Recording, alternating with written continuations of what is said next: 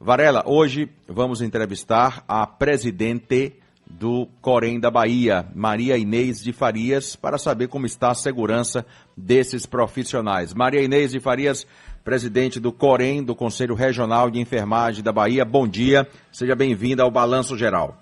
Bom dia aos ouvintes, em especial os profissionais de enfermagem que estejam vindo. Varela. Bom, eu tenho aqui o número: 31 mil infectados no Brasil, 74 mortes. Eu vejo toda hora uma notícia. Ainda ontem, uma enfermeira que trabalhava no HGE morreu no Santa Isabel, né? Morreu de coronavírus. Então a pergunta é uma só, doutora. Cadê a proteção dessa linha de frente do combate ao Covid? Essa aqui é a pergunta. Então, esse é o nosso grande problema no Brasil. A gente vai ver crescer a cada dia mais o número de casos de Covid no Brasil e não vê crescer a condição de trabalho para esses profissionais. Mesmo as autoridades, os gestores afirmando que há sim os equipamentos de proteção individual, mas a cada dia recebemos denúncia de profissional de enfermagem da falta ou ineficácia ou insuficiência desses equipamentos. O que é que a gente costumava utilizar? A gente utilizava uma máscara cirúrgica, por exemplo.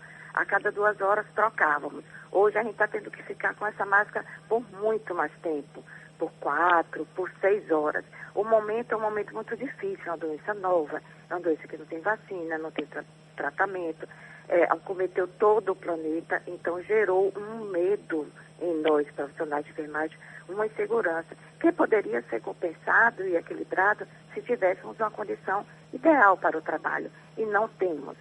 Então, temos recebido uma demanda muito grande de queixas de profissionais por falta de equipamento de proteção individual, seja máscara, seja capas, aventais, como também pelo subdimensionamento de pessoal.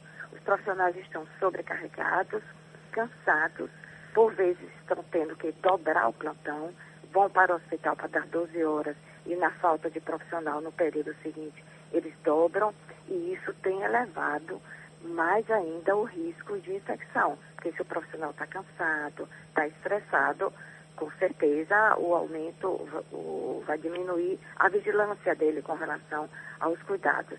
Uma outra questão também é a falta de condição nos espaços de repouso dos profissionais.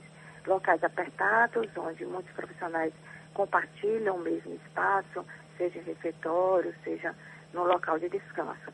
Então, é um local também para se manter o distanciamento social entre os profissionais e não há essa condição ideal. Então, a gente observa também que os profissionais estão se contaminando nesses espaços comuns entre os profissionais. Na Bahia, Varela, somos muitos, somos 133 mil profissionais. A gente representa em torno de 70% da força de trabalho na saúde. Somos muitos, são 13 mil auxiliares, com 82 técnicos, 38 mil enfermeiros. A característica do nosso trabalho, ela é diferente dos demais. A gente fica mais tempo próximo ao paciente. Então, se você vai dar um plantão de 12 horas, você fica 12 horas, com exceção do horário de descanso, você fica 12 horas ali do lado do paciente. Então, a exposição é muito maior. E a gente vê que no Brasil esse risco está muito grande em relação a outros países. Por exemplo, tem um estudo do Conselho Internacional de Enfermeiros que mostra que 38% dos óbitos ocorridos em todo o planeta ocorrem no Brasil. Então, a gente está com um número de óbitos em profissionais de enfermagem que supera países como os Estados Unidos, que tem o maior número de mortes da população geral. Nós superamos ele quando a gente faz essa análise com os profissionais de enfermagem. O Conselho Federal de Enfermagem instituiu um observatório para acompanhar e monitorar esses casos no Brasil. Foram 15.557 afastamentos. Desses, 4.700 foram confirmados, os outros ainda estão em investigação, 124 óbitos. quando a gente tem um número muito grande ainda sem confirmação, é porque os profissionais também não tiveram acesso ao teste. Hoje está melhorando, mas ainda não tem esse acesso tão fácil à realização de teste. Então a gente vê profissionais de enfermagem adoecerem, se afastarem e voltarem sem nem ter feito o teste em momento nenhum. Qual é a diferença da técnica para a enfermeira? A enfermeira, ela é nível universitário. Ela tem uma característica assistencial e gerencial e ela é nível universitário. O técnico de enfermagem é um curso técnico. É um curso técnico e o técnico de enfermagem ele só pode trabalhar sob a supervisão do enfermeiro. Ele executa atividades operacionais de assistência sob a supervisão do enfermeiro. Entendi. Agora, pessoal da enfermagem, do grupo de risco, tem muita gente, doutor? Tem, eu não sei precisar exatamente qual é esse percentual, porque esse levantamento não foi feito. Nós entramos com uma ação civil pública na Justiça Federal, justamente para o Estado, o município de Salvador, inicialmente, afastar esses profissionais, porque a gente começou a ver que a mortalidade no grupo de profissionais de enfermagem estava acontecendo justamente nesse grupo, que é o que acontece com a população geral. Então, nós entramos com a ação civil pública, a decisão do juiz foi favorável e a gente está aguardando o Estado e o município de Salvador afastar esses profissionais de enfermagem do grupo de risco da assistência direta ao paciente. Muito bem, Calil. Agora, ela vai poder continuar, porque está na hora da virada, né? Vamos lá, 9 em ponto em Salvador. A galera é balanço geral. Estamos com Maria Inês de Farias, presidente do Conselho Regional de Enfermagem da Bahia. Maria Inês, você falou aí sobre os números. Eu quero deixar uma pergunta. O que está sendo feito para evitar a contaminação dos profissionais de enfermagem? Através do Conselho Federal de Enfermagem, além dessas ações civis públicas, né, para que obrigar os gestores a garantir o equipamento de proteção individual, que a gente sabe, sim, que há um desabastecimento no mercado. Temos dificuldade na aquisição, mas alguma decisão do governo tem que haver no sentido de redirecionar a produção teste para a produção de máscara, enfim, temos tantas indústrias no Brasil, né? Mas a gente está refém da importação dessas máscaras, poucas indústrias no Brasil produzem, então ficamos refém disso. Então o Conselho Federal de Enfermagem, ele conseguiu sim comprar algumas máscaras N95 para distribuir para os profissionais de enfermagem e também através de um convênio com a Universidade Federal de Santa Catarina, a gente vai capacitar 300 mil profissionais de enfermagem, justamente nessas medidas de biossegurança. Além do cuidado ao paciente em terapia intensiva, a gente vai capacitar os profissionais para o uso adequado das máscaras. Então, não apenas só a existência do equipamento não protege, precisa saber usar esses equipamentos de uma forma racional para se adequar à realidade atual, que é, sim, um número suficiente de máscara, que é diferente do nosso dia a dia. Conforme eu falei, nós trocávamos a máscara cirúrgica a cada 2 horas, hoje temos que ficar mais tempo com a máscara.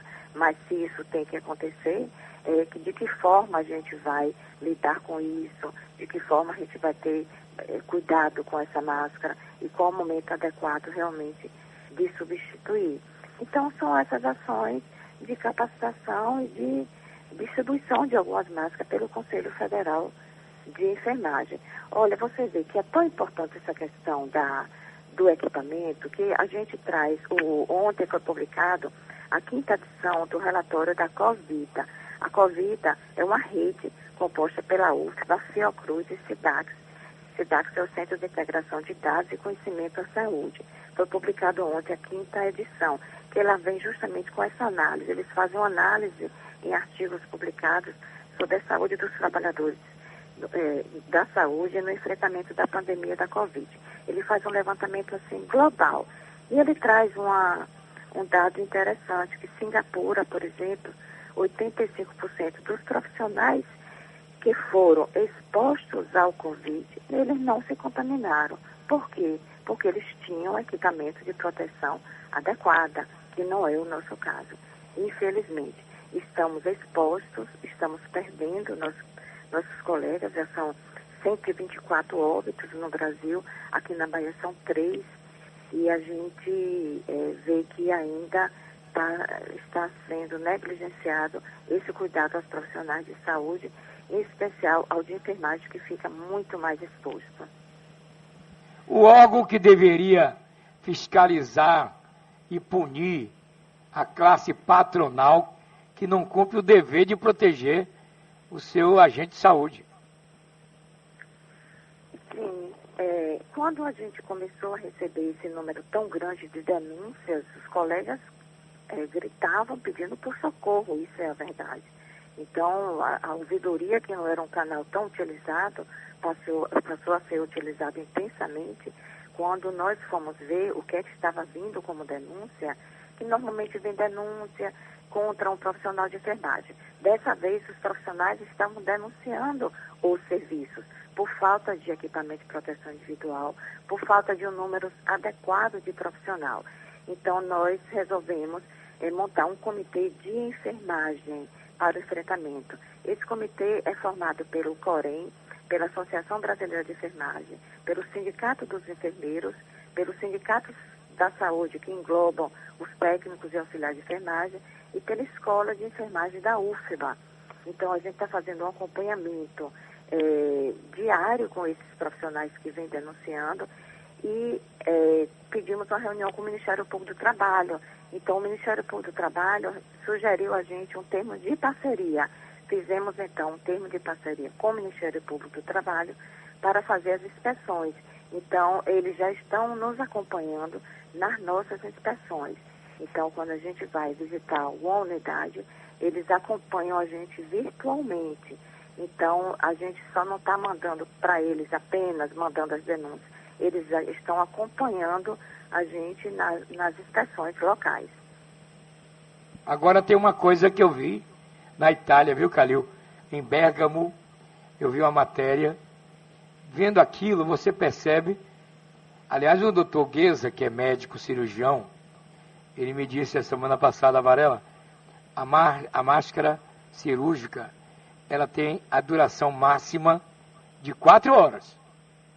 Ora, se eu tenho um plantão de 12 horas, eu tenho que trocar a máscara 2 vezes, ou 3 vezes, para me proteger. E a máscara só não resolve, pelo que eu vi lá na Itália. Não sei que a senhora acompanhou essa matéria. Ela não, realmente tem uma recomendação do CDC e dos Estados Unidos e da Europa, que eles recomendam realmente o uso da N95. Mas a gente esbarra na insuficiência da disponibilidade dele. O ideal, mas enfim, a gente só está usando a N95, que oferece uma proteção maior quando a gente vai realizar um procedimento mais próximo do paciente que gera aerossóis.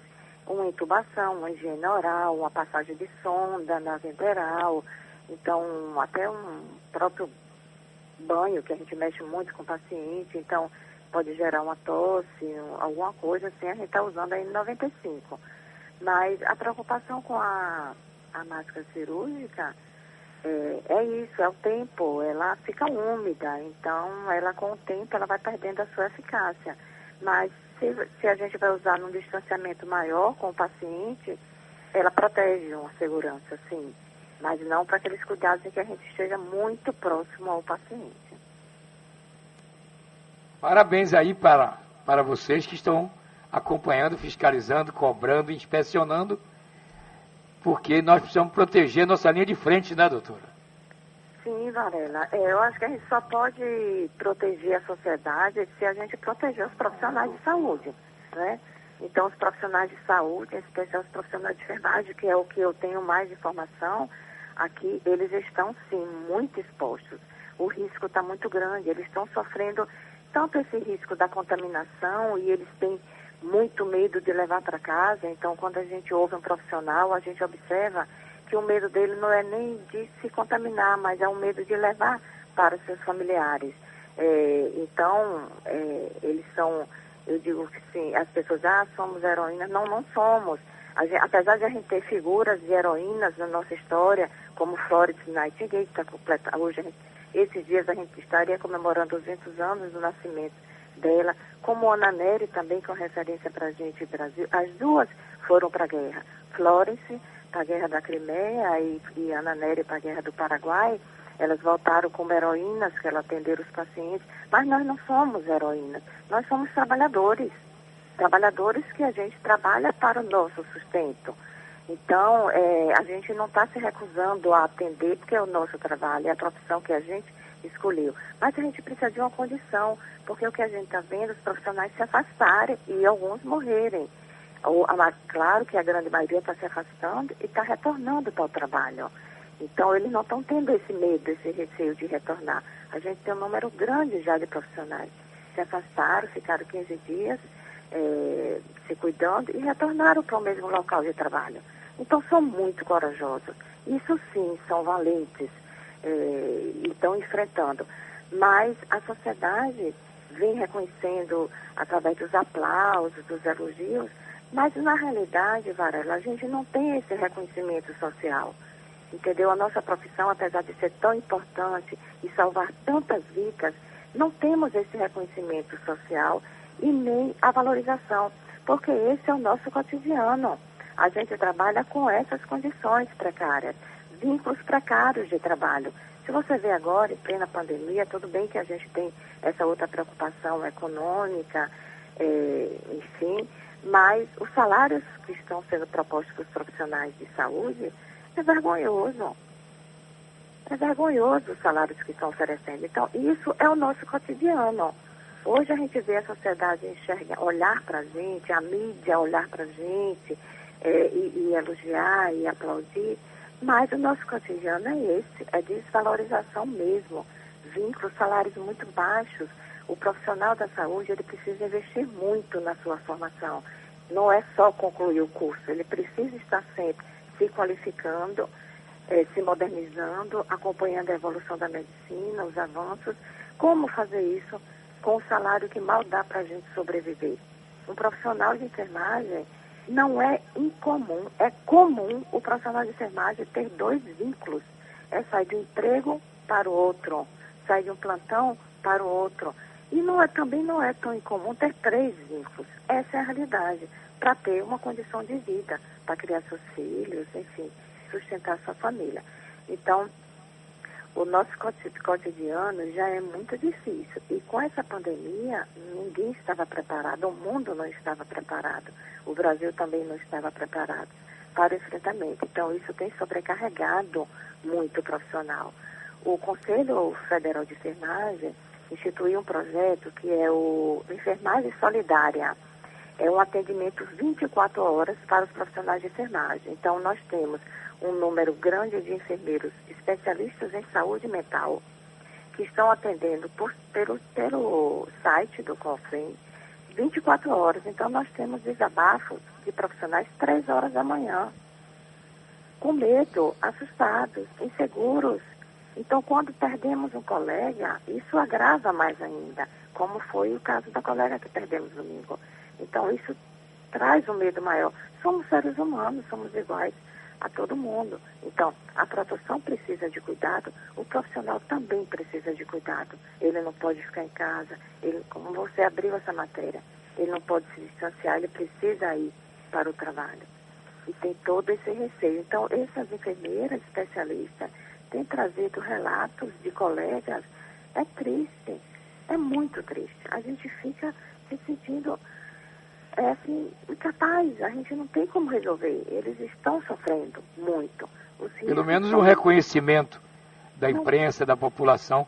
Eu posso dar meu testemunho, que eu passei 7 meses, de junho de 2006 a janeiro de 2007, eu passei dormindo, morando no Hospital Alemão Oswaldo Cruz, São Paulo.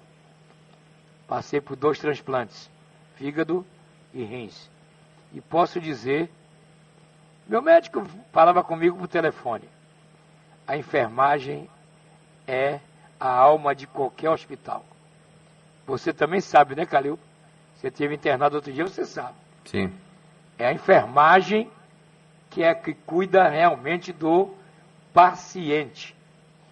Um abraço para ela aí, boa sorte, né, Calil? Vamos torcer para que isso mude, né? Sim, obrigada. As queixas são procedentes. Obrigada por esse espaço e boa sorte e se cuidem.